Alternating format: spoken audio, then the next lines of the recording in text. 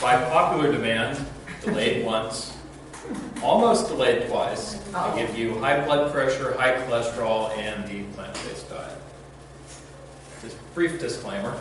I'm a researcher, not a medical professional. The following statements have not been evaluated by the Food and Drug Administration and are not meant to diagnose, prevent, treat, or cure any disease. Oh, no? Please don't sue me.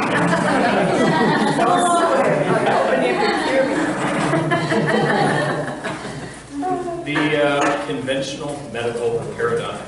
High blood pressure and high cholesterol are diseases. Their causes are a mystery, or they're just not important.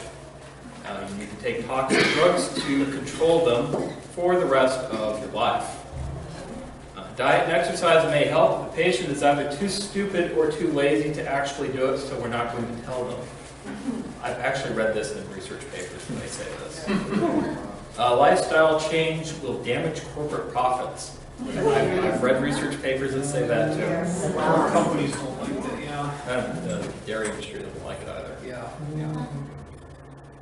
Drugs and high blood pressure. NSAIDs increase the risk of heart disease or failure by 1,000%. This is ibuprofen, Motrin, Aleve, aspirin.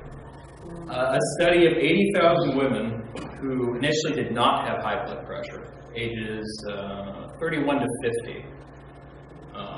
They were given NSAIDs at least 22 days a month for 2 years. At the end of the 2 years, their blood pressure risk rose 86%. 165,000 people die every single year from NSAIDs. An awful lot of, you see, NSAIDs, the way they reduce inflammation is they reduce something called COX-2, which is the same thing that makes the inner lining of your stomach and your intestines. So you take NSAIDs long enough, and the lining of the stomach and the intestines gets thin, and ulcers form, and then you bleed. Some people bleed out. An awful lot of people, but of course the television commercial will tell you that. Aspirin is the leading cause of kidney disease and the 4th deadliest drug in America. Wow. People take aspirin to thin out their blood. The trouble with kidney disease is when the kidneys become diseased, they become inflamed, and it's harder to pump blood through them. You have to pump a lot of blood through your kidneys to filter them. And if they're inflamed, and you have to pump harder, that's going to give you high blood pressure. But if you're taking aspirin to lower your blood pressure, it's not going to work very well. Statins. Statins are taken to reduce LDL cholesterol. The trouble is, the research literature doesn't actually show that it has any kind of reduction in heart attack deaths whatsoever. What statins do is they cause memory loss, confusion, Parkinson's disease, and dementia. Now, why might they do that? Cholesterol is necessary to make bile. Bile digests fats. Fats are needed by the nervous system to make this little substance called myelin. It's like insulation on a wire. Without that, you get all kinds of degenerative brain diseases.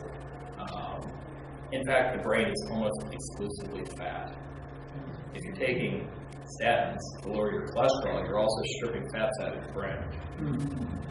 It causes type 2 diabetes. In fact, that's probably the #1 risk factor for statins. It causes immunosuppression. You need cholesterol to make vitamin D in your skin when you have sunlight come onto your skin. And without the cholesterol, you don't get the vitamin D. Vitamin D is a critical step in the immune system. Without vitamin D, you effectively don't have much of an immune system at all. So, statins will suppress your immune system. They've been shown to cause irreversible lung scarring, early onset of cataracts, erectile dysfunction. You need statins to make testosterone and a number of other important hormones, and without that, certain pieces of the anatomy don't work very well. Studies have also shown that statins will triple the risk of your coronary artery disease. I've also read studies that say quadruple, but I thought I'd be conservative here. Your body's trying to save your life. High blood pressure and high cholesterol are not diseases, they're adaptations. Your blood pressure has to rise when your blood vessels become inflamed. The the actual size of the blood vessel is smaller. There's less room to pump blood through, so you have to pump harder. If you don't do this, you're not going to get blood to all of your extremities. They'll turn necrotic and you'll die. So high blood pressure is not the problem, it's the symptom. You want to address the problem. High cholesterol is also not a disease, it's an adaptation. Cholesterol is a very powerful antioxidant. The body releases it into the blood to repair damaged blood vessels. If you damage your blood vessels through, say, a bad diet, and then you artificially lower your cholesterol, there's nothing to repair your blood vessels. You end up with ruptured blood vessels, heart attack, and then you die. So you want high blood pressure and high cholesterol if you are in a disease state, but you want to treat the cause, not the symptom. So what causes high blood pressure? Well, toxins from the gut will inflame the lining of blood vessels. How does this work? So for every cell that's you, there are 10 cells that are microbes. Most of them are friendly microbes. Most of them are in the gut. They digest our food. A lot of them are on our skin and in our mouth. We need them. When we become stressed or the gut becomes damaged, they're called tight junctions. It's the space between cells in the gut. Normally they're very tight, they only let digestive nutrients through. But if we become stressed, or if we eat something toxic and the gut becomes inflamed, the tight junctions will start pulling apart, and undigested food particles start seeping through and getting into the blood. This is where a lot of rheumatoid arthritis actually comes from. What also happens is the probiotic bacteria, or any infections you have in your gut, will also leak into your blood. This is called lipopolysaccharide, or just endotoxin. Endo is Latin, it means inside toxin. Toxins from your inside your own body. Now, this happens every time you exercise, and normally isn't a problem, but if you have a gut disease, this will very easily cause high blood pressure. Endotoxin is actually one of the most inflammatory substances known to man.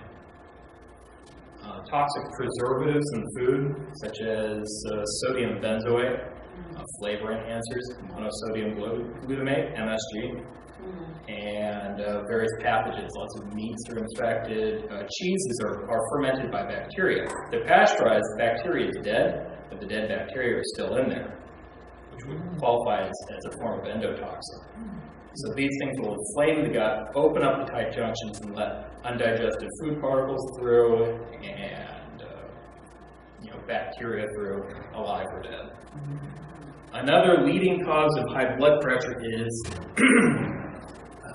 dysfunction of the enzyme nitric oxide synthase, which you don't actually need to remember. But you do need to remember nitric oxide it's technically a neurotransmitter, which is a molecule the body uses to send signals throughout the body. What it does is it tells the blood vessels, you see the blood vessels are wrapped in smooth muscle, it allows them to expand and contract. It tells the smooth muscles to expand, to dilate. So the blood vessels get larger, and you don't need to pump as hard to get blood through. Nitric oxide is the molecule that lets you do that. The trouble is, the enzyme that makes it, nitric oxide synthase, is very easy to damage. Oxidative stress from a bad diet, or from a chronic infection, or from heavy metal poisoning from, say, dental amalgams, the ones I call silver dental amalgams, they have mercury in them. Vaccination, they use mercury as a preservative. Predatory fish, tuna, sharks, etc., they have mercury in them. Arsenic in chicken. Let's see. Lead pipes. We live in the Midwest. Flint isn't that far away. So all of those things will cause oxidative stress, which will damage something called BH4. BH4 is necessary to make nitric oxide. If you don't have BH4 to make nitric oxide, you make something else called superoxide and peroxynitrite, which is the switch for inflammation of the body. Without these two things, you don't really have inflammation. So in a way, you need this to, for example, fight off infections, because that's an inflammatory immune process. The trouble is, it can become a vicious cycle. Vitamin B12 deficiency will also do this, because you need vitamin B12 also to make nitric oxide. Excess sodium intake. For one thing, it'll increase your retention of fluids, which will increase your blood volume. Another thing is the research seems to indicate that increasing blood pressure seems to be the body's way of excreting sodium out through the kidneys. Blood thickened by fatty meals. When you eat a fatty meal, it's not going.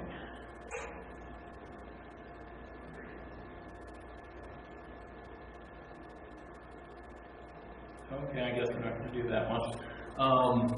When you eat a fatty meal, your blood thickens up. The red blood cells will stick together in long chains. And they'll move through very slowly. It's called blood sludge.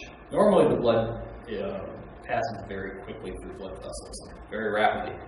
If the video had played, which it didn't, it looks kind of like rapids in a river. It's just very quickly moving through the bloodstream. Blood sludge, in some cases, it almost comes to a complete stop. This starts shortly after you eat a fatty meal. It peaks about 4 hours after you eat a fatty meal. So, say you eat eggs for breakfast. Well, about the time it peaks, you start thinking about lunch. And it goes back to normal about 10 hours after you eat a fatty meal. So, say you eat a fatty meal, breakfast, lunch, and dinner, which most Americans do. It's kind of hard not to unless you make your own food. Well, you have the time between dinner and breakfast. But by the time you eat breakfast, blood has finally come back to normal. Then you hit it with another fatty meal. So when you say fatty meal, does that mean a meal that has a large percentage of fat? Does this type of fat matter? The type of fat matters for the fat's toxicity, which I'll get into shortly. As for actually sludging the blood, even healthy fats will do that. If you're doing it by calorie count, most people start noticing a difference after 10% of your meal being fat. I generally try to aim for 15 or 20% of the meal being fat because you need fat. Otherwise, you have problems. But a lot of people have up to 50% or more of their diet is fat. The ketogenic diet is really popular right now. People think it's healthy. Give it 20 years and these people start having heart failure. What is that diet? Ketogenic. Dr. Michael Paul, he's trying the keto diet and he's really into that. I said, it's not good. And it's very popular right now. It's where people try to get most of their calories throughout the day from fats and secondarily through protein, and they eat almost no carbs. The idea is that carbs are bad. The trouble is, sure, today's carbs are bad because they're all processed, but natural carbs aren't. But we'll get into that. Okay. So, causes of high cholesterol. What is cholesterol? Cholesterol is a substance that's produced by the liver. It's a very powerful antioxidant. HDL cholesterol, which is what you make, is actually good. It repairs your body, it protects your body. It repairs damaged blood vessels. It makes adrenal hormones like cortisol. It makes testosterone, estrogen, progesterone, thyroid hormone. It's needed to make vitamin D. Bile is made from cholesterol. You need to make bile for the liver to expel waste. It's in the gallbladder. There's a substance called glutathione, which is the body's massive antioxidant. It's a molecule that runs around grabbing toxins. It holds onto the toxins so it can't damage anything, carries it to the liver, sticks it in the bile, and flushes it out of the system. The only part of the body that doesn't make its own is the gut. So what the liver does is it dumps glutathione into the bile. And the bile goes into the gut to digest fats. And it flushes glutathione through there to detox it and to repair it. So you need cholesterol to make bile. You just want the right kind of cholesterol. Animal cholesterol is toxic. That's the LDL cholesterol. It damages your blood vessels. It just clogs up the works. Eating 1 egg per day reduces life expectancy equivalent to 5 cigarettes per day for 15 years. But plant foods contain no cholesterol. Food today is very toxic. It's processed, the minerals are stripped out, it has lots of toxic additives, high fructose corn syrup, sodium benzoate, lots of food even has aluminum in it. MSG. These preservatives and flavor enhancers, they destroy the gut, and then they get into the blood and destroy the blood vessels. Animal products that come from diseased animals, they pack these animals closely together in cages. And for example, with dairy cows, they give them bovine growth hormone to grow the udders to 4 times their normal size. But they become so heavy that if they just left it that way, they would rip out of the cow. So they have to get a harness, kind of like a bra for the cow, to keep it from ripping out of the cow. But because it's so big, they become infected. And then they have to give the cow a steady drip of antibiotics so it doesn't die of sepsis. This is where our dairy comes from. This is where our beef comes from. Milk. Yeah, milk, cheese. Many crops today are genetically modified, specifically to make them resistant to pesticides. Sick food makes sick people. You can't get healthy from exercise if you're eating sick food. So healthy, he has to wear a hazmat suit. So, foods you want to avoid. Number 1, food. Worst food you could possibly eat. Processed oils and rancid fats. That's canola oil, that's soybean oil, that's sunflower oil, that's any oil that's been hydrolyzed. You see it on the ingredients list. Hydrolyzed vegetable oil. That's margarine. That's 1 molecule away from plastic. So what is a good oil to use then? Next slide. Okay. He's giving us all the bad stuff right now. Starting with the bad, going to the good. Rancid fats. Anything that's hit its flash point and started smoking, it started to turn into a polymer, plastic. So, worst thing you could eat, that's it. Second worst thing, animal products. Meat, cheese, and eggs. Eggs are the worst for cholesterol. Meat, probably after that, then cheese. There are some people who shouldn't adopt a purely plant-based diet, particularly people with chronic fatigue syndrome, fibromyalgia, and autism. Certain amino acids and the proteins that they need, but apart from them, particularly liver that they need just to kind of stay alive in more severe cases. But apart from them, everyone should be on a plant-based diet. Packaged foods. They strip out all the nutrients, they fill them with preservatives so they don't rot, and then they have to dump in the sugar and the salt to make them tasty. GMOs, which I'll get to in another slide why that's bad. Processed white flour. No fiber, no vitamins, no minerals. Nothing. Yeah, it's just starch. Starch and a little bit of gluten. Right, nothing. But the gluten's diseased, so people get celiac disease. Then they put artificial B vitamins in there, which are the cheap kind, which the body can't really use very well. So just to avoid processed white flour. And alcohol and tobacco both raise blood pressure dramatically. So you say margarine is bad? Yes, margarine is bad. You say, I can believe it's butter.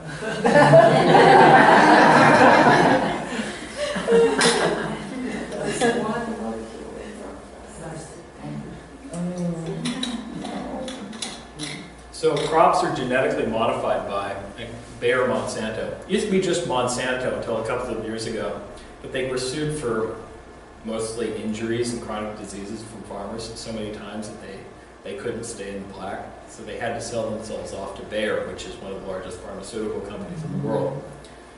Ironically, in the Monsanto cafeteria, they don't sell GMO food. Makes you wonder. Bayer the pharmaceutical company.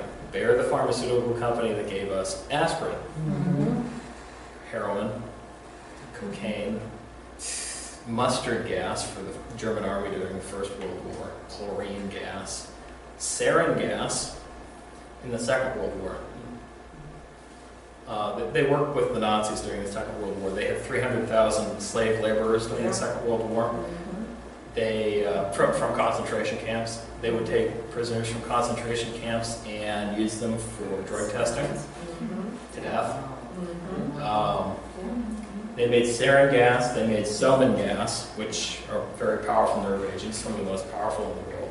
They invented sodium fluoride, which there isn't actually any academic data in the literature to suggest it helps your teeth. Actually, it strips calcium out of your teeth and your bones, causes dental fluorosis and osteofluorosis. I think that's the technical term. You get little white spots in your teeth from using too much fluoride. Fluoride was first invented in the late 1930s by Bayer chemists looking for a more efficient way to execute prisoners. They quickly found out that it wasn't lethal, but what it did do was it made, well, there's something right here called the pineal gland. It would cover it in calcium. It would make the inmates very docile. They wouldn't want to break out of prison, which is good when you have 100,000 prisoners of war in one camp, but not so good for the prisoners. They'd spike the water with it. The Russians found out about this and thought it was a great idea, so they did the same thing. So the researcher who came up with sarin for Bayer was actually sent to prison after World War II by the Nuremberg trial. And in 1956, Bayer brought him on as the chairman of their board of directors. Oh my goodness. During the Vietnam War, Bayer invented Agent Orange. And today, farmers are transitioning away from Roundup towards Agent Orange as an herbicide. Agent Orange is a defoliant. It destroys plants that comes in contact with. They were using it in Vietnam because the Viet Cong were hiding in the dense vegetation, so they just fly a plane over, kill the whole forest, so nobody could hide anymore. Farmers use herbicides, particularly on wheat, because wheat can only be harvested when it starts to die. The wheat germ comes out when the plant starts to die. The trouble is, you can plant an entire field all at once, and some of the plants will mature faster than others. It's very expensive then to actually harvest wheat because you can only do parts of the field at a time. But if you fly a plane over and spray Roundup or Agent Orange, you can kill the entire field all at once, and it all germinates all at once, and you actually increase your yield about 20%. And they got a lawsuit going out now against Roundup. Anybody that's used Roundup, they are susceptible to getting leukemia. Yeah. And so now they got a lawsuit going out against the manufacturers of Roundup. There was a study a few years ago where they took rats and they fed them exclusively GMO corn, which was sprayed with Roundup. And after about half of the lifespan of the rats, they developed tumors which were about half the weight of their own bodies. See, Roundup, it's not actually toxic to the human body. To any animal, it's not toxic. It's only toxic to two things, plants and bacteria. The trouble is, in the 1970s, they didn't really understand that bacteria were an integral part of human health. So you eat all this Roundup and it destroys the gut biome. Yep. And then you start getting pathogenic infections in the gut. You get gut dysbiosis. You get small intestine bacterial overgrowth, or SIBO. And that will destroy the gut, inflame the gut, and all kinds of toxins and undigested food particles get in the blood, destroy the blood vessels. That's why you want to avoid GMOs. Organic doesn't necessarily mean non-GMO. It can be genetically modified, but actually it's generally the inverse that you see. You see non-GMO, but it's not organic. A lot of wheat products say non-GMO, which is true. There are no genetically modified wheat products on the market, just hybridized wheat, which was hybridized, I think, in the 60s. And it's modern durum and semolina wheat, but they still spray it with Roundup. It's just not genetically modified to be resistant to Roundup. So technically, it's not GMO. It's just not organic. You want both organic and non-GMO feedback crops. Iodized table salt and natural salt. Table salt's heavily processed. First, they have these big salt fields, which are, of course, that's going to absorb anything. Jet exhaust, for instance, anything flying over anything in the atmosphere is going to be absorbed in the salt. And then they take the salt and they dry it, and they heat it to like 1200 degrees Fahrenheit, which alters the structure of the salt. It dries it out, but it alters the structure of the salt to the point where it's toxic. And then they put anti-caking agents in there and other fun stuff, which shouldn't go in the human body. Table salt is 97.5% sodium chloride. Natural salt, such as Celtic sea salt or Himalayan pink salt, is 84% sodium chloride. The rest of it's trace minerals: magnesium, potassium, copper, phosphorus, vanadium, selenium, all the things you need. Small quantities, but you need them. You even need sodium, maybe 2 grams per day. Sodium is balanced against potassium. So if you have too much sodium, you get lots of potassium. Bananas, tomatoes, carrots, potatoes, leafy green vegetables. With sea salt, you see, and actually some Himalayan salt, you see some white versions. You don't want the white stuff. That's been processed to take the color out to make it look more like table salt. You want the colored stuff. You want pink Himalayan. The Celtic sea salt tends to be a little bit darker. What do you want to eat? Number one thing, cruciferous leafy green vegetables and beets. These contain lots of nitrogen. Nitrogen is very easily converted into nitric oxide. That molecule I was talking about earlier, which expands your blood vessels, allowing the blood to pass more easily through, lowering your blood pressure. Also, if you have lots of peripheral neuropathy in your fingers or your toes, that's a blood flow issue. Not exclusively. There's a lot of that that's vitamin B12 deficiency. But this will help that. You want lots of fruits and berries. Fruits and berries and vegetables contain tons of fiber. Now, insoluble fiber you can't digest, but the gut bugs in your bowel can, and they turn it into a substance called propionate. Propionate gets into the blood and it starts scrubbing out your blood vessels. All the cholesterol and calcium plaques in your blood vessels, it cleans those out. It does it very rapidly. I've seen cases of people who are in pretty bad health who went to an exclusively plant-based whole food diet, ate lots and lots of fiber, and had cleaned their system in a matter of weeks. Jonathan, doesn't a person have to be careful of how much berries they have because of the acid? And that's why a lot of people have acid reflux because they're taking in too much of citrus foods or fruits or vegetables. My research into acid reflux is, so there's a little sensor in the stomach which detects the pH, the acidity to basic level in your stomach. And the stronger the acid in your stomach, you see the sensor is tied into a valve that attaches to your esophagus. The more pH, the more acidic your stomach is, the tighter the valve closes. And the more basic your stomach is, it starts to relax. So the conventional paradigm is acid reflux, you have too much acid. It's actually the opposite. You have too little acid. The valve is relaxing. It means the stomach acid is too basic. You want more acid in your stomach. Also, the acid in your stomach kills pathogens that you eat. So if you get lots of food poisoning, it means you have a stomach acid deficiency. You want to take betaine hydrochloric acid. Now, I'll get to that later. Vitamin C is acidic. You want to take a buffer version of that, but I'll explain that one later. Because between meals, if you get acid, it can be bad. Okay. So you talking about berries, what about strawberries? I heard that they have like 90-something% pesticides in them. Strawberries are pretty heavily sprayed with pesticides. If you get organic if you can.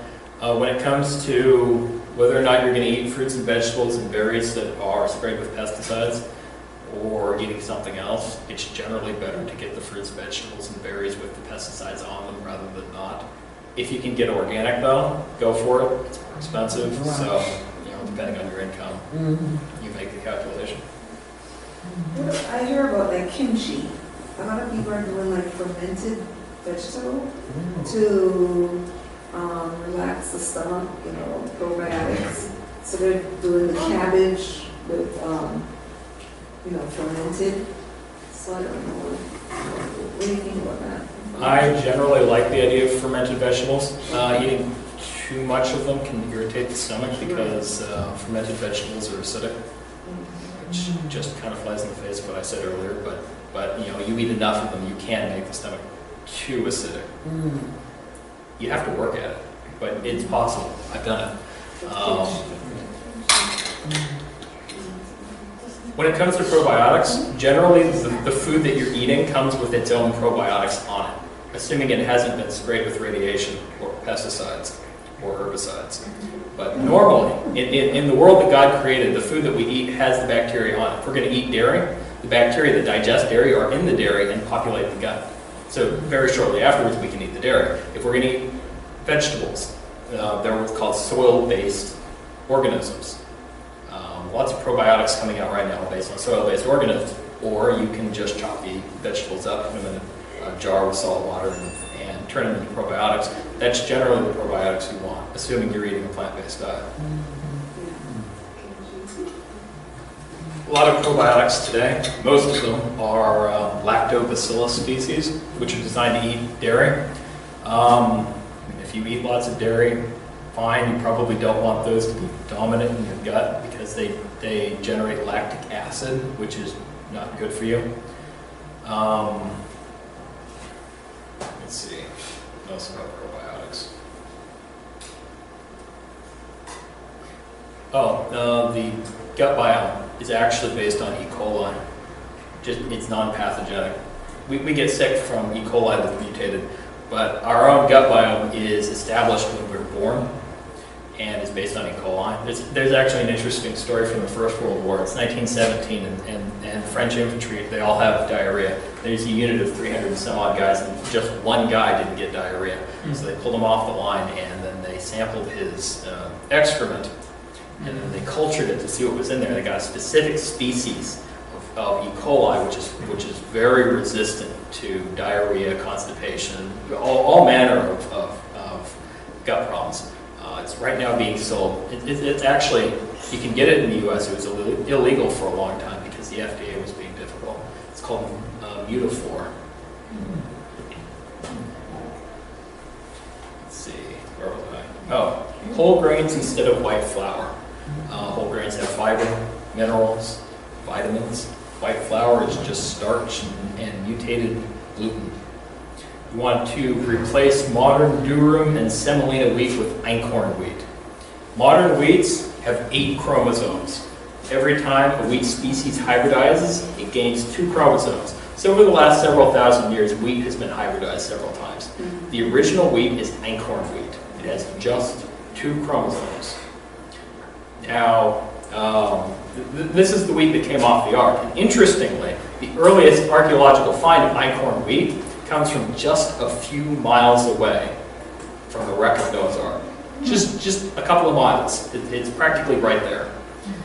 Einkorn wheat has lower glycemic index, so it won't spike your blood pressure as much. It has more fiber, more protein, more minerals, more vitamins. It's great stuff.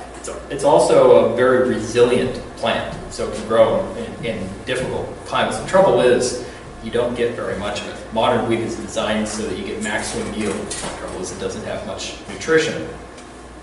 There are no einkorn wheats that are sprayed with pesticides or herbicides. There are none that are genetically modified. The best einkorn wheat farms are in Italy and sold by Jovial Foods, which you can go to their website, jovialfoods.com. Einkorn has a very nutty flavor. It's actually quite good.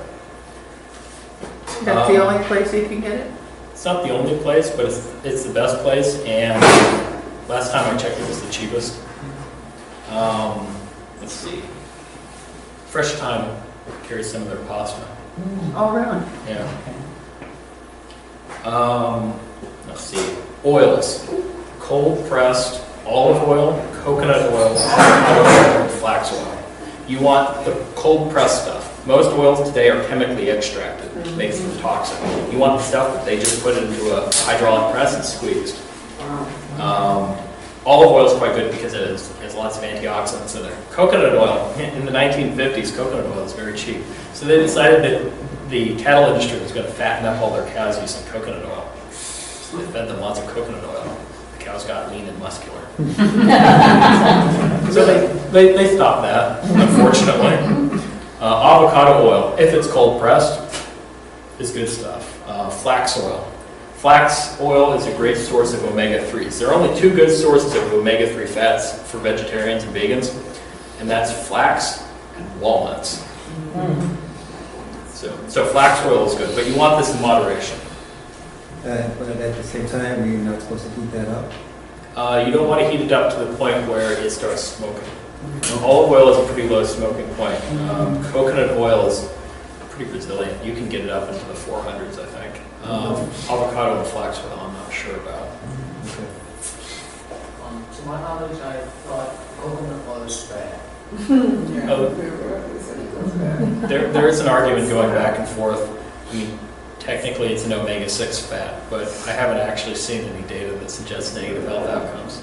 I've seen a lot that suggests good. It has a compound called caprylic acid, which is antimicrobial. So if you have a gut infection, like candida for instance, caprylic acid in coconut oil is quite good. But again, it's an oil. You don't want too much of it. You smear a salad with this stuff, you're going to sludge your blood. So moderation. And of course, the plants that this is taken from are great sources of fat. What do you know about hemp oil? Hemp oil. How much do you want to know?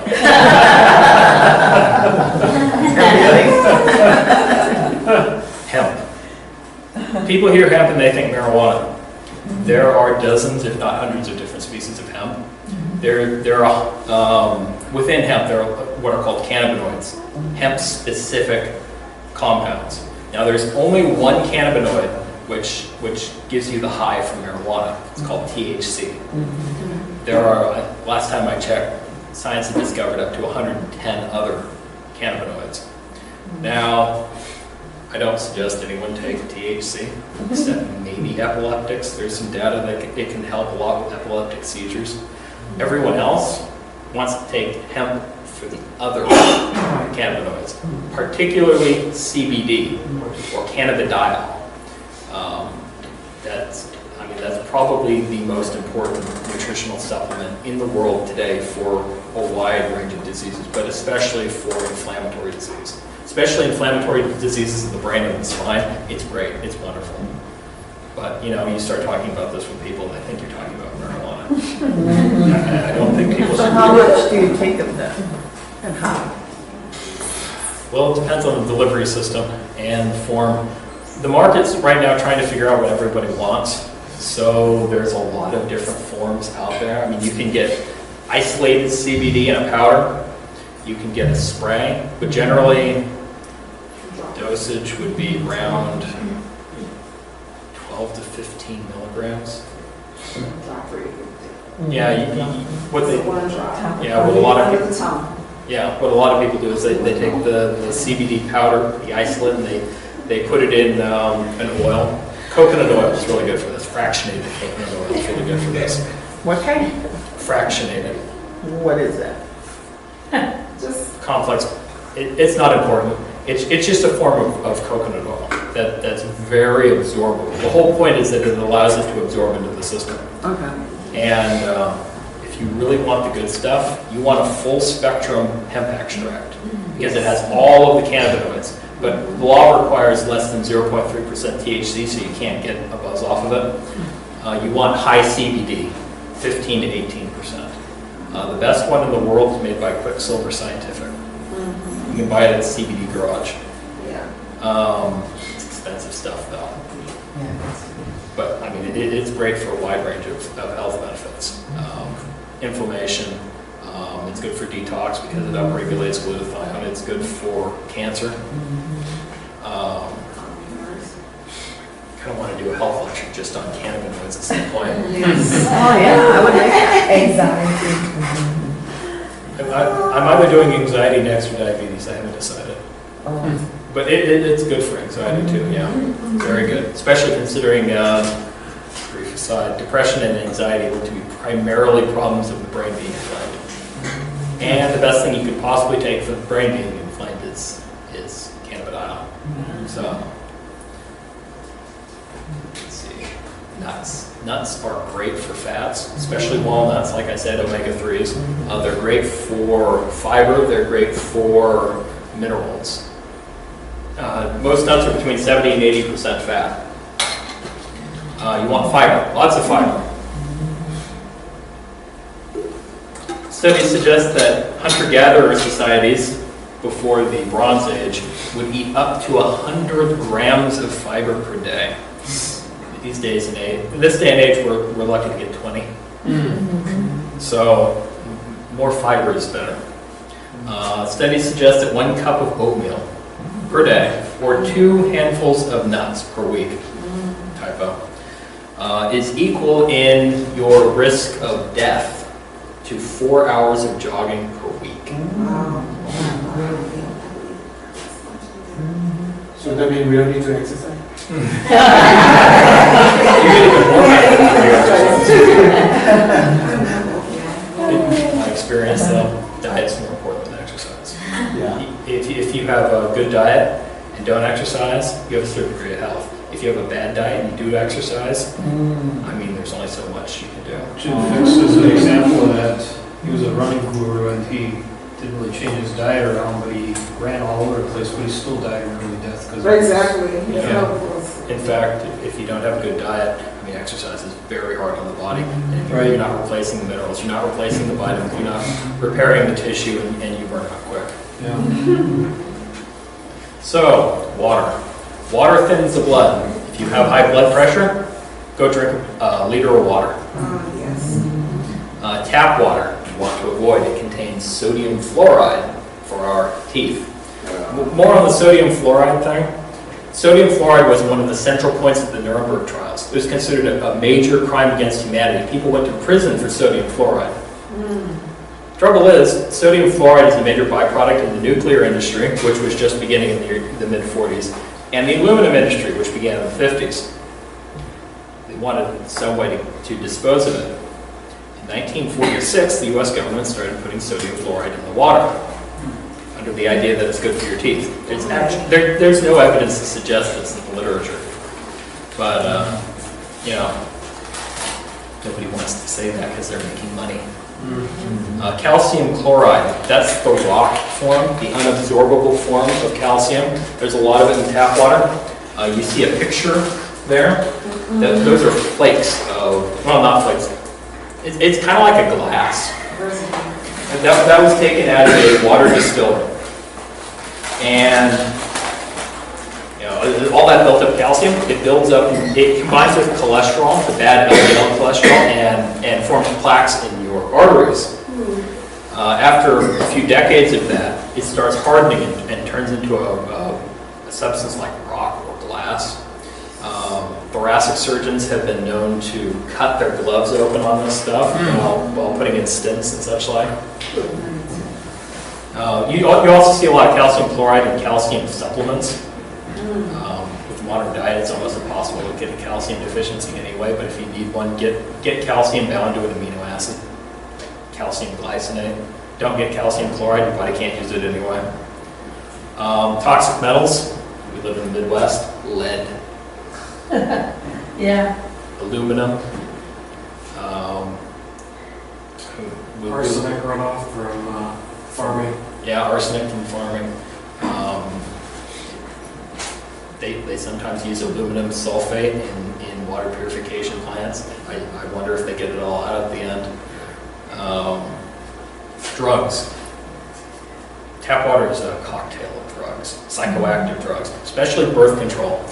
There's a problem of women having fertility issues because their estrogen's all whacked from drinking tap water. Men are estrogen dominant, they became weak and submissive for drinking the tap water. There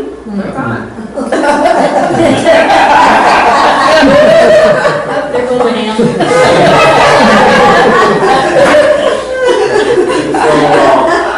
What can we boil the tap water and then will it get rid of all the There are two ways to clean out your tap water.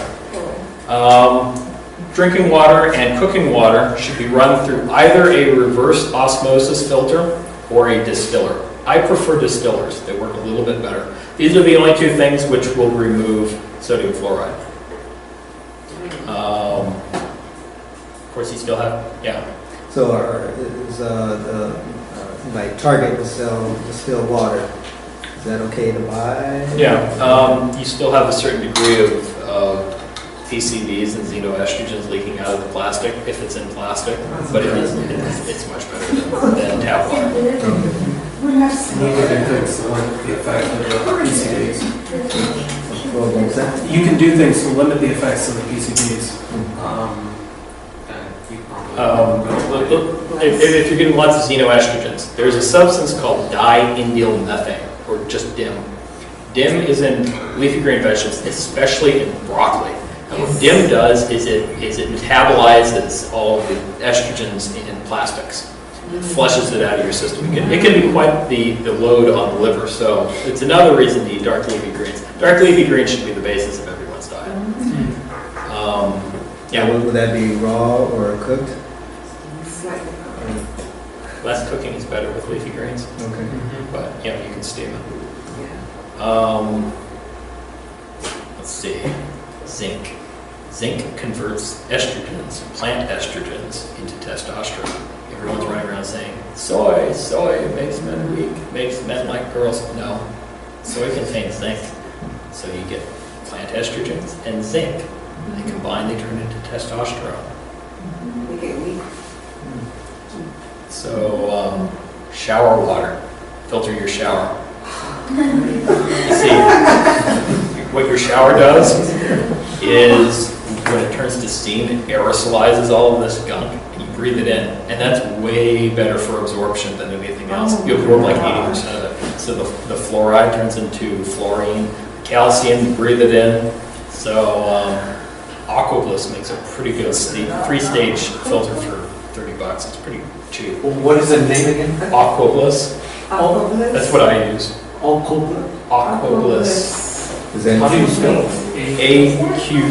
AQUABLISS. Is that something you would just attach to the shower head? Yeah, you just screw it. Well, you don't attach it to the shower head. You screw it into the pipe, and then you screw the shower head in there. The filters last about 6 months, and they're about $15 each. The filter itself is $30, so they're really good. Okay. From Amazon? Yeah, you can do it on Amazon. Most people are chronically dehydrated. Their blood volume drops. There's less blood. The heart has to pump harder. Blood vessels squeeze to force less blood through, and you get high blood pressure. So you want to drink at least 3 liters a day. It sounds like a lot, but it's not. You wake up, you drink a liter. That's what I do every day. At least a liter. Just up, chug a liter. Maybe between breakfast and lunch, you drink half a liter. Carry a water bottle around with you. This goes with me everywhere. That's a liter. This is 27 ounces. I'm planning on getting a bigger one. But did you end up going to the restroom more often, or is that okay? Yeah, that's good because a lot of the toxins in your system are in urine, so you want to be flushing that out regularly. Okay, I've heard that you want to drink as much water based on the color of your urine. Is that true? Where let's say if it's clear, then you're getting enough water. Is that true? Or at least close to clear. I mean, if it's pale yellow, but if it's dark, you're in trouble. And if it's really dark, you might be risking kidney failure, at least for an extended period of time. Talk to us about the difference in people buying a lot of bottled water and the differences between purified bottled water and the spring water bottled water, and whether we should even buy bottled water. I don't like spring water because it has lots of calcium from rocks, which deposits in your blood vessels. Purified, it may have just turned the tap on and run it through the industrial equivalent to a Brita filter. Right. I was just wondering, what's it purified from? I mean, it's better than tap water, but it's going to still have the sodium fluoride in it. You can get distilled or reverse osmosis water for reasonably cheap in most markets. Target sells it for $1 a gallon. The distilled water. I think Woodman's has it. Women's for 59 cents. Really? Please, 59 cents. I want it. Either 59 or 69 cents. For a gallon. Yeah, for a gallon. Oh, Yes. okay. Distilled water. You want to drink water at least 30 minutes before meal or 2 hours after. If you drink water with the meal, it dilutes the stomach acid. The stomach's primary role is to digest proteins. What about soup? try to lean Is towards that water? stews. You don't want too much water with your meal. Soups can dilute the stomach acid, so I do diluted, or not diluted, more condensed soups, like stews. Amy's makes some really good soups that are pretty much stews. Throw your soup over ice or pasta or something. You don't drink while you're eating. No, you don't. I try not to. If you get thirsty while you're eating, eat a piece of fruit, it does a great job. If you drink while you're eating, it dilutes the stomach acid. It won't break down the proteins as much. You'll get undigested protein in your gut. And if you have any kind of gut problems, which we're Americans, we all have gut problems. Pretty much everyone in America has a gut problem. That's going to get into your blood and cause all kinds of autoimmune disease. Autoimmune disease is primarily due to undigested food particles in the gut. Is that what they call leaky gut? Leaky gut. Yeah. I'll probably do another lecture just on leaky gut, irritable bowel disease, and such like.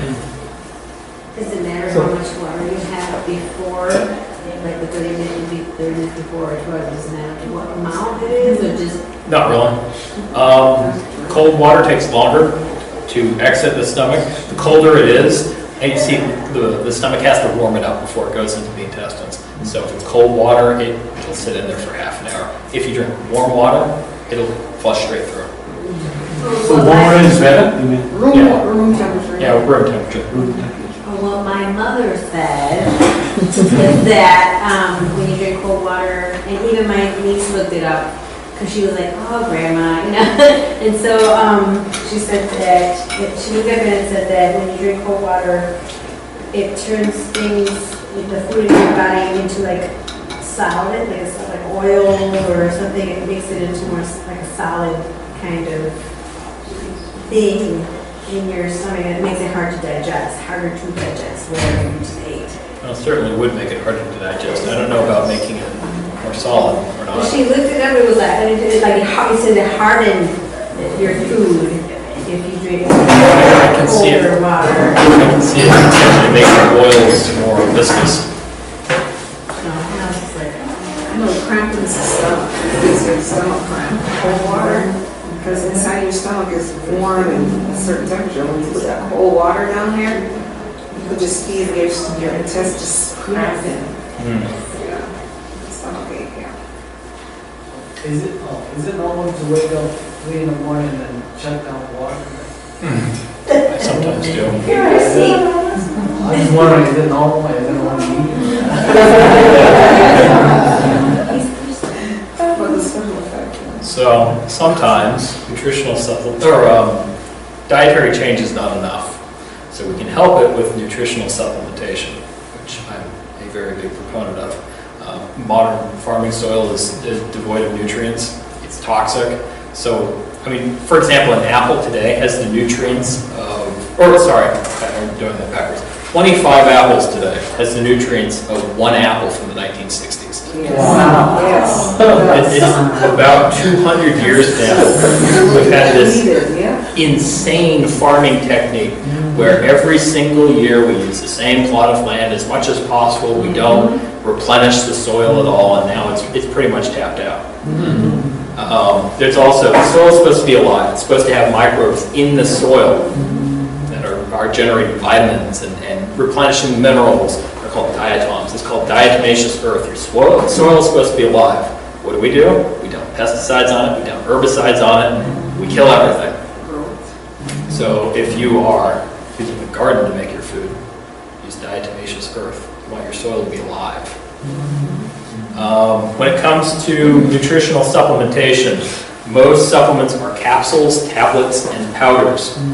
Now, generally they're not very well absorbed, so you have to take large doses of them. Most of it flush through the system. But recently, science has been developing something called a liposome and a nanoemulsion. Put simply, what this does is it takes the particle of whatever you're taking, it breaks it apart into little tiny microscopic molecules and then wraps them in fat. And then you get those into your system and immediately it goes through the lining of your mouth into your bloodstream. It is as good as an injection for absorption.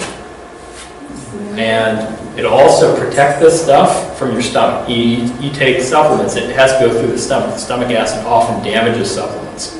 But you take a liposomal form or nano-emulsion form, and it'll go through the stomach and it will not be damaged. Amino acids should be taken apart from meals. They compete with the amino acids in the meals for absorption, so you may actually get less absorption. So just take them on an empty stomach. It's fine. Most important for lowering blood pressure is vitamin C. Humans are one of the very few animals that can't make their own vitamin C. Primates can't do it. There are some species of fruit bats that can't do it, and a few others I don't remember off the top of my head. But most animals make their own. We don't. That's why humans get scurvy when they don't get enough vitamin C. Vitamin C is a very powerful antioxidant. It directly repairs the blood vessels and the gut and anything else that's damaged in the body. It prevents damage by running around and grabbing a hold of toxins, prevent it from reacting with anything.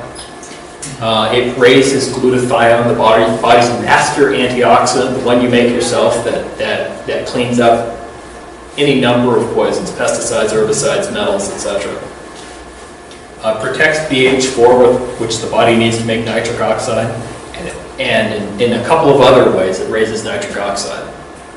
Nitric oxide is the molecule that lets your blood vessels expand to lower your blood pressure. It's hugely important. It shuts down inflammation. And 3 different ways this raises nitric oxide.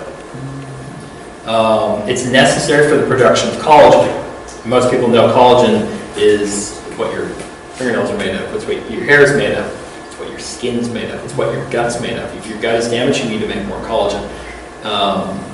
But it's also what your blood vessels are made of. And if you have damaged blood vessels, you need collagen to repair them. Vitamin C is necessary to do that. When it comes to powders, capsules, or tablets, you want at least 4 grams per day. I've heard of people that take as much as 10, even 20 when they're sick. Trouble is you start getting into mega doses and it has a laxative effect, which can be unpleasant. So that 4 grams a day, what is that? How does that compare to the recommended daily allowance? That is it up 200%, 100%? Or? I actually tend to generally avoid the FDA's recommended daily allowance because they lowball everything because they're afraid the one person who takes their recommended daily allowance and has a genetic problem will die or have some kind of a disease and then sue them. So they lowball everything. Let's see if I can remember. I think it's like 50 milligrams per day. It's pitifully small.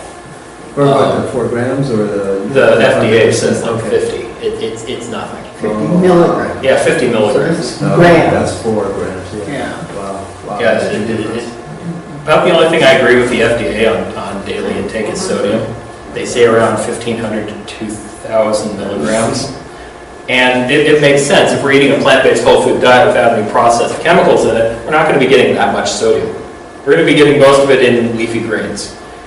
And that's about how much we need each day to operate our nervous system, because it's an electrolyte. I think the FDA actually got it right on that one, which, how they managed that. I like to take vitamin C as a liposome, because it's so well absorbed and it's easy. Taking 4 grams of vitamin C, you either have to get a powder, lots of it, or take 4 giant pills, which, you know, it's not particularly fun. Liposome, you just squirt it in your mouth and you're done. And it just starts absorbing. You hold it in your mouth for about a minute and it just absorbs through the skin of your mouth directly into your bloodstream, goes straight to your brain. It's wonderful. I heard that you need to do that several times a day, though, when you take vitamin C, that it I personally only do it once a day, but I can see a benefit in doing it twice a day. You may not want to do it before going to bed because it probably will give you an energy boost, because vitamin C is used in something called the Krebs cycle, which is energy production. So you take it and it'll boost your energy level, which you might not want before you go to bed. Oh, I just heard that it like wears off or something, that you need to redo it. It flushes out of your blood pretty quick. Okay. Question. Yeah. I was just going to ask, you said So it's a spray? Is a nasal spray? The liposome is a spray you put in your mouth, Okay. or a squirt. But you it has a little tiny bottle, and you squirt it in your mouth, and you hold it under your tongue for maybe a minute and swallow it. Okay, where did you purchase that? I buy mine from Amazon. The manufacturer I really like is Quicksilver Scientific. Quicksilver Scientific? Yeah. They're a laboratory that specializes in mercury detox. They make the best supplements in the world as far as I'm concerned. Liposomes are usually Silver what? scientific. Scientific. Liposomes are usually quite expensive, but the vitamin C one's actually pretty cheap, all things considered, considering it's a liposome.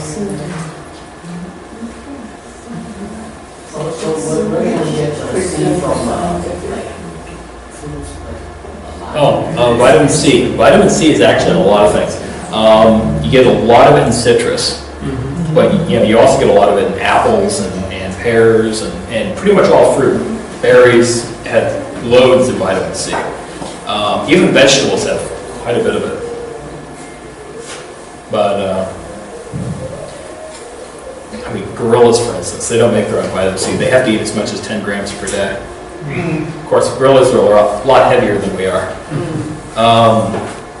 You can take it, vitamin C in its normal state is ascorbic acid, which is not a problem because it's in food. When you take the acid form with food, it's not going to upset your stomach. But if you take ascorbic acid on an empty stomach, it's going to upset your stomach. So what you want is a buffered ascorbic. It's bound to sodium or potassium. And that will set the pH at neutral, so it doesn't upset your stomach. You can take that on an empty stomach just fine.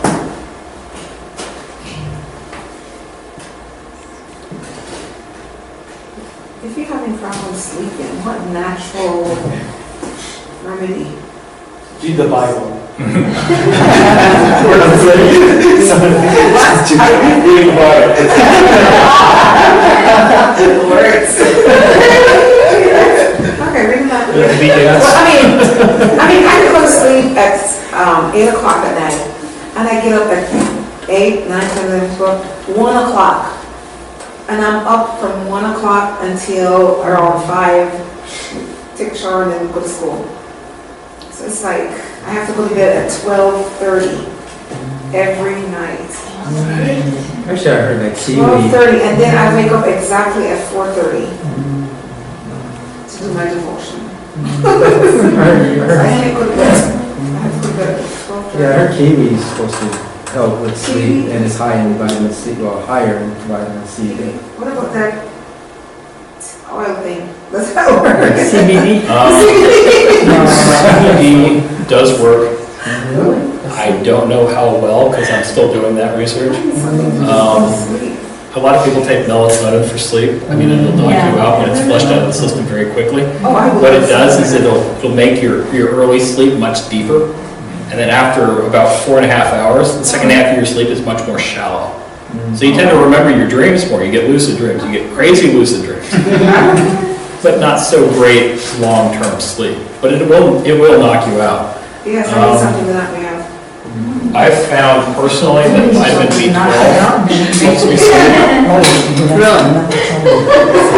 But I'm still having trouble finding something good to lock me and keep I me out. can't fall asleep before 2 o'clock in the morning.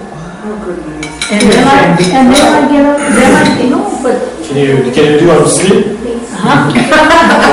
Because I know that you have to sleep when the sun down. Then you have to get out of the earlier. So like if you sleep after 11, 12, does it really So I'm trying to go to bed earlier, but I'm. I'll do one on sleep when we finish the research. Well, I used to work third shift, and that might have something to do with it. So, lysine, an amino acid. The body, it's another one that the body can't make. You have to get it through your diet. Most people get their lysine through animal protein. There are some vegetable sources such as peas, soy, and legumes.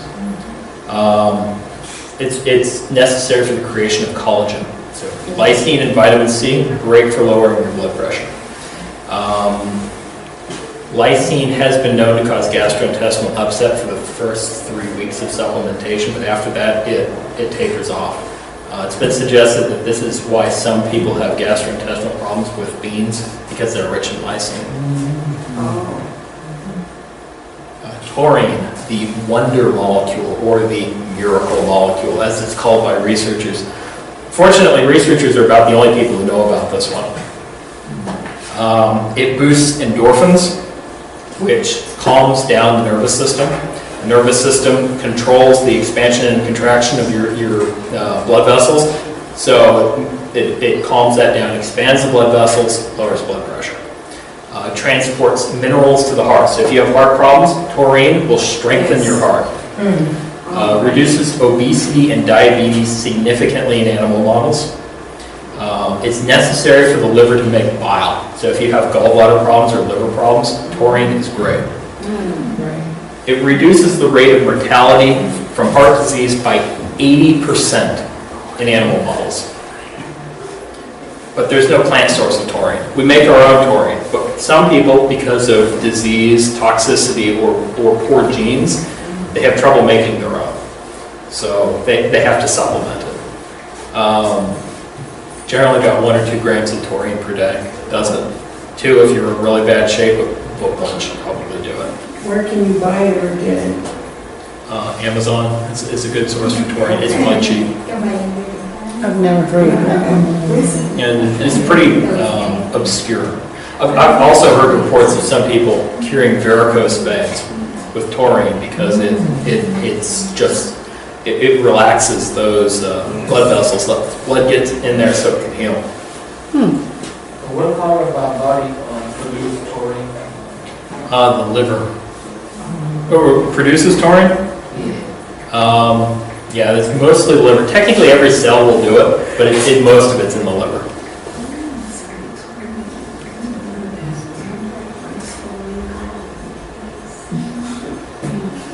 I'm just sitting here trying to figure this out from the psychiatrist, just from me.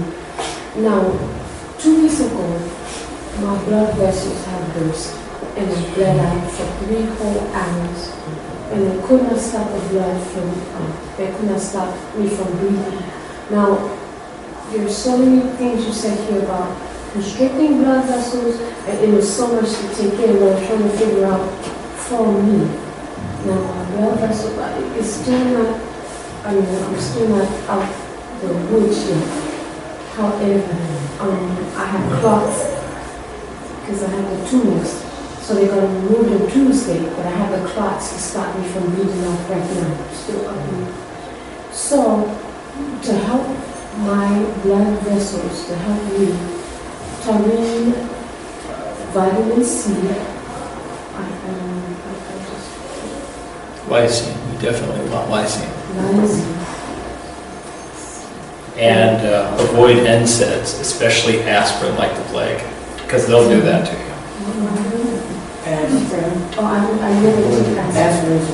Aspirin, ibuprofen, Motrin, I Aleve. never take any. So lysine, taurine, And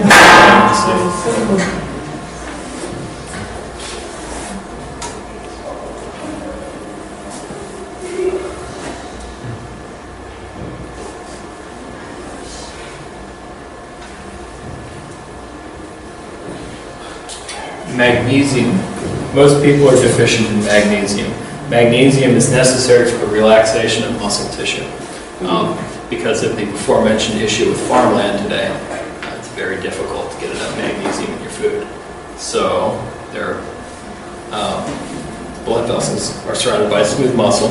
If magnesium is necessary for the relaxation of muscle and you're deficient in magnesium, you're going to have a hard time relaxing your blood vessels, or even it could be impossible.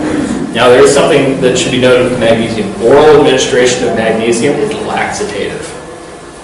You mix magnesium and water and you will quite literally flush yourself out like a horse. Which some people find that useful, other people not so much. Well, magnesium. The best way to take magnesium. Oh, I'm sorry. I was going to say the Epsom salt bath is pretty good. Yeah, I'm just getting to the Epsom salts. The best way to take magnesium is through the skin. So the most absorbable form is magnesium chloride. You get it as a flake, and you mix it in a 50-50 solution with water that's almost boiling, and you mix it together, and it will dissolve in there. And then you put a little spray bottle and spray somewhere where you're not going to be touching anything because it's kind of sticky. So, like torso. It can burn if you're deficient, which is unpleasant. So maybe this is the type you take if you're really dedicated to fixing magnesium deficiency. It can be unpleasant. It's really cheap though. It's the cheapest form and it's the best, most absorbable form. Some people call it magnesium oil because it feels like oil, but that's just the chloride. It's not actually an oil. Other than a blood test, how would you know if you're deficient in any symptoms? Personally, I'm iffy on blood tests, partially because blood tests are only as good as the researcher who developed them, and we also don't know what normal is. Normal in a society full of sick people is probably not somewhere you want to be. But if you get lots of Charlie horses or muscle cramps, chances are it's magnesium. Could be potassium, but it's usually magnesium. A lot of weightlifters like magnesium because I like to, let's see what's the brand. I like to get Epsom salts on Amazon from the San Francisco Salt Company. I get it in a 19.5-pound bag. Lasts a little while. Epsom salts are the second most absorbable form of magnesium. You get a foot bath filled with water that's maybe 120, 130 degrees. I like to get just to the point where I can almost not stand it. You take a cup of Epsom salts, magnesium sulfate. And this stuff is good because of the sulfur in there. Sulfur is, depending on who you talk to, the third or fourth most common chemical in the body. But you need a lot of it. It's hard to get out of the food because depleted farmland. So Epsom salts are good for two reasons. So you dump that in, I'll leave my feet in there for an hour.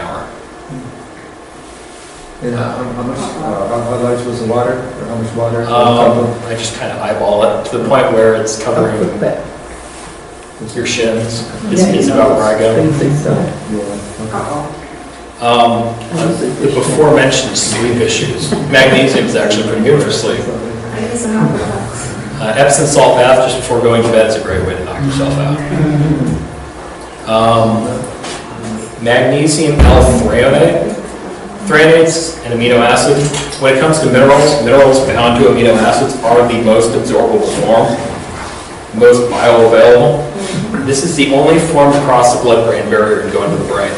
And that's important because magnesium reduces brain inflammation. Very powerful, in fact. So if you have lots of brain inflammation, traumatic brain injury, PTSD, chronic fatigue syndrome, fibromyalgia, autism, that's a good one. But it's oral, so, laxative effect if you take it with water. Vitamin B12.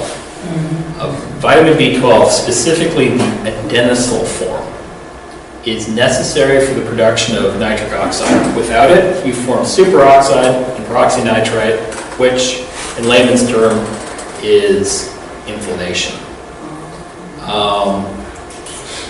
Vitamin B12 is called cobalamin because it's based on the cobalt molecule. There are 3 forms used by the body. Only 2 of them are really important for this topic, adenosyl and methyl. You also see lots of hydroxyl and cyano forms. Cyanide, yes, really, cyanide. They're cheap and they're stable. So people like to manufacture them, but they're terrible for the body. Well, hydroxyl is just pretty much useless. Cyano is actually bad for you because the liver has to deal with the cyanide. But you want adenosyl and methyl. Now, how to take B12 is something of a tricky business. When it comes to sublinguals are cheap, but you have to have them in your mouth between 45 minutes to 2 hours where they don't work. You don't absorb them. And even then, absorption is difficult because you need the other B vitamins, particularly B9, which is folate, in order to bring them into your cells. Sublinguals, you might absorb 5, 10, 15%, probably more like 5. They last longer if you stick them under your upper lip. I've had some last as long as 4 hours. You want to take it with a complete B complex and maybe a little additional folate. But there's a better way to take it, an easier way to take it, and that's in a liposome. Quicksilver, who I mentioned before, offers a liposomal B12 and a liposomal B complex. There's another laboratory out of Australia called b12oils.com. They make the best in the world. There's a transdermal cream. Not sure how they did it. They won't tell. They're afraid someone's going to copy them. See, B12 in sunlight is destroyed in 4 minutes. So if you're going to take it, turn the lights out. If you have a transdermal cream, put it somewhere under clothing so sunlight won't get it. But the b12oils.com stuff, it's like 80% absorbable. It's great. Of course, you have to pay shipping from Australia and importation fees, which is a bit of a pain. Quicksilver is much more cost effective. They give you a 90-day supply for $45. You just 2 sprays in the mouth, you're done. That's it. Simple. Don't we have B12 in energy drinks? Yeah, but it's generally the cyanide form. They also sometimes put other B vitamins in there, but you know, folic acid is synthetic. It mucks up the works. It blocks folate receptors so that organic folate can't be used. You want active B vitamins, not the inactive cyanide hydroxy forms. Question. Yeah. I heard that when you sleep, when you wake up in the morning, your mouth produces vitamin B12. That when you wake up in the morning. Well, it'll certainly give you energy and help you wake up. I typically take my B12 in the morning. Some people, no, their body produces B12 while in your mouth. Wake up in the yeah, but you should eat before you brush your teeth because of the B12. Before you brush your teeth. My research says that all of the B12 in the ecosystem comes from gut bacteria, which is a problem for us because we're Americans and our gut bacteria are completely out of whack. The way it used to work, up until relatively recently, was that animals and humans would make all the B vitamins in their guts, and then they would excrete it, and that would act as fertilizer. It also get into the water supply, which feces in water supply, cholera, not fun. But that's how you get your B12. And everything had B12 in it because everything was fertilized by feces and the water all had B12 in it. So B12 deficiencies didn't happen. Of course, now we sterilize our water, which it's nice not having cholera, but you know, you don't get B vitamins. And the farmland, we don't use feces so much as fertilizer. And of course, we're annihilating the bacteria which actually make the B vitamins in our guts. And then the soils. And then the soils, because the soils have been destroyed too. So we have to supplement. Now you can get some, the only way to get B12 in your diet, I mean they'll fortify some foods with B12, but it's the inactive forms. They'll inject some farm animals with inactive B12s. The only way to get inactive B12s in your diet is to eat beef liver, which not fun from what I've read. And really, if you can just get a liposome, 2 squirts in your mouth and you're done, it's pretty inconvenient. If you take it with the amino acids arginine and citrulline, nitric oxide, the molecule itself is made from arginine and citrulline. A lot of bodybuilders like this because it increases their blood flow. You take all of these things together and you will increase nitric oxide production. Your blood pressure will drop. You'll get blood out your extremities. You'll get blood into your brain. You'll feel much better. Have you heard of B17? Vitamin B17. Heard of it? I haven't researched it. I just heard about it the other day. So Really? I was trying to order it and they said that they don't, it's illegal to have it. Yes, to sell it. So the only places you can get it is from apple seeds, walnut, not walnut, apricot. Oh, Apricot and seed, and there's and papaya seed, and it's very good for cancer. Yes, it is cancer. I haven't researched that one yet. It's on my list.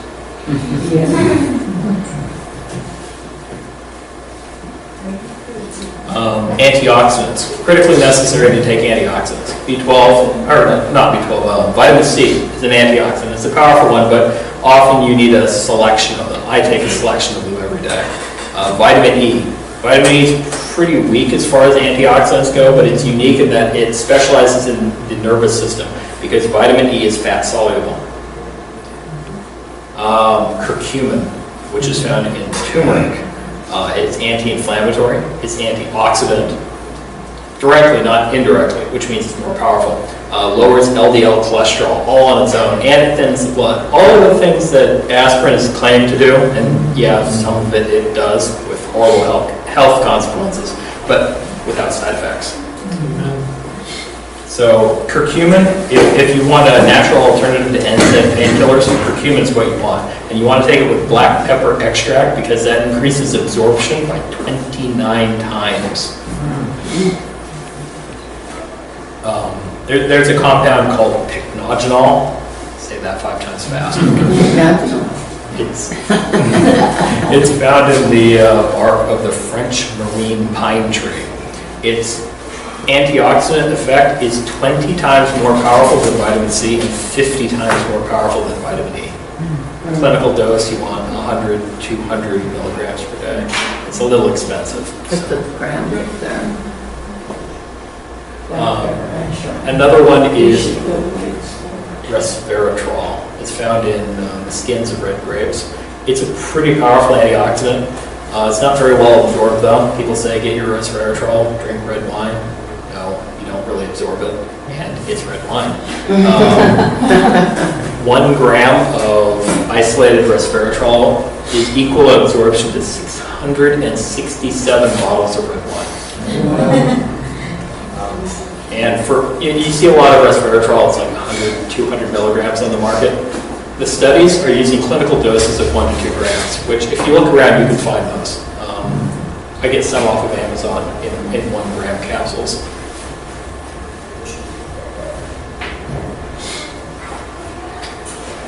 Questions?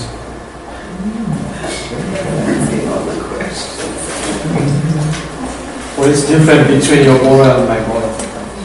Yeah. Steel container. Yeah, I mean, this is a plastic, right? I wonder if that's Nageline or if it's just regular plastic. Because Nageline is supposed to be safe. Yeah.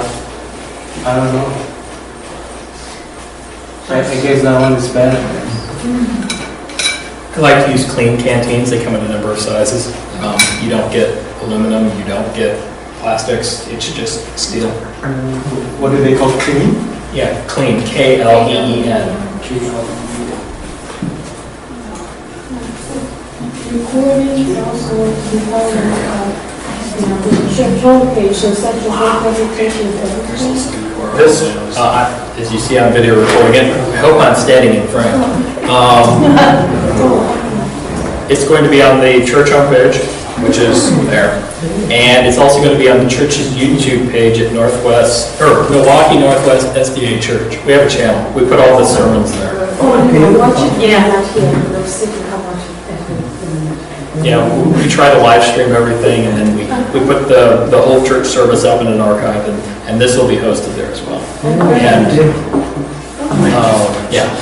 Would you suggest that we take activated charcoal on a regular basis to remove the toxin that's in our body that we are? I take it every day. I take a heaping soup spoon, teaspoon, every day. A teaspoon. Yeah. Oh, okay, charcoal. Yeah, maybe 10 to 12 grams. I just stick it in water, drink it. Now with charcoal, it can bind to your food, which is bad for 2 reasons. For one thing, you want it to bind to toxins, not your food, so you're compromising with charcoal. And then you want to absorb your food. You don't want it bound to charcoal. So what I do is first thing in the morning, I get up, I drink my charcoal, I wait half an hour, then I take supplements, wait half an hour, then I eat. If you want to take charcoal after eating, you want to wait at least 2 hours so that the food is moved on out of your stomach. If somebody's taking medication, the effect from the medication Yeah. also, so you have to be careful. It's not going to be And as effective. if you've never taken charcoal before, just be aware, it's as black coming out as it is. And the powder gets everywhere when you're, Powder gets everywhere. Where you buy the charcoal? Are you made by yourself? I buy about a pound. You want charcoal made from coconuts because it is more surface area, more surface area to bind to toxins.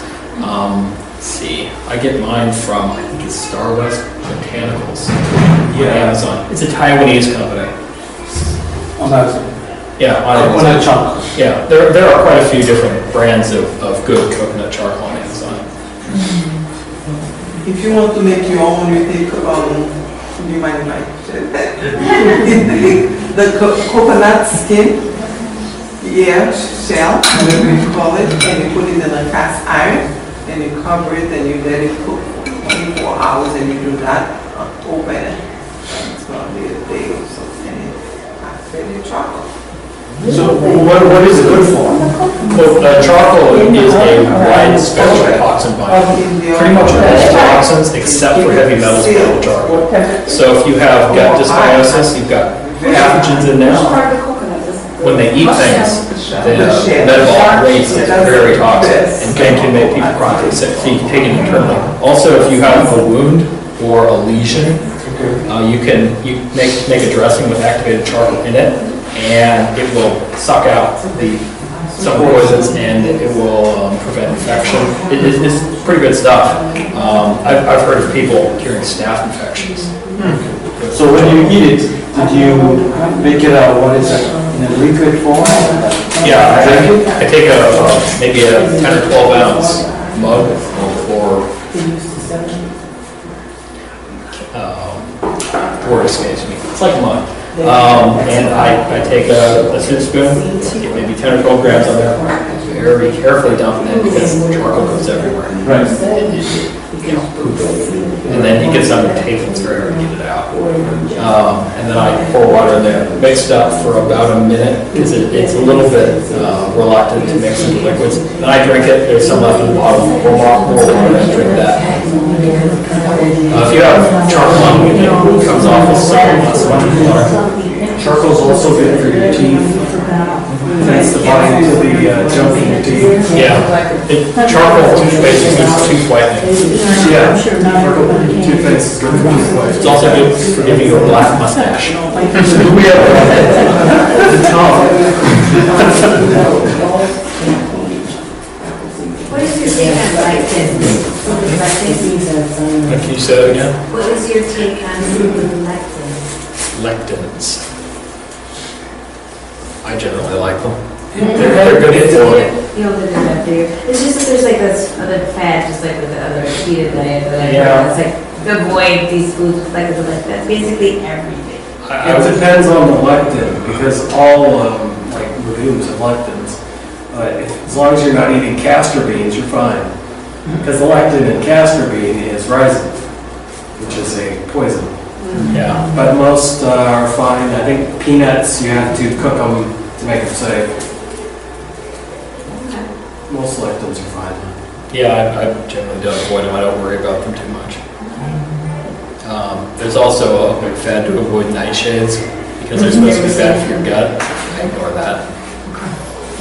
There are a lot of other things that you can do for your gut. I mean, maybe there's a marginal problem with nightshades. I haven't really experienced it, so I haven't seen much research to back it up.